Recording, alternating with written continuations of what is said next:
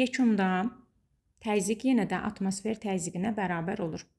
Ona görə də biz burada yaza bilərik V2 bölünsün V1 bərabərdir T2 bölünsün T1-ə. 23 dərəcə Selsini Kelvinə çevirmək üçün üzərinə 273 əlavə edirik. 200 santimetrin kubunun 20% su ilə dolub, %20. 40 santimetrin kubu su ilə dolubsa, onda qazın həcmi 200-dən 40-a çıxacaq. Əvvəlki həcm 200 idi, sonra oldu 160.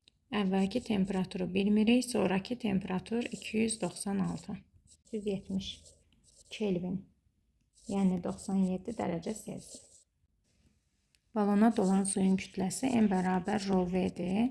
Sıxlıq qram bölünsün, 1 qram bölünsün santimetrin kubuda. Həcmi də ki 20% su ilə dolub da 200-ün 20% 40 edir. O da olur 40 qram.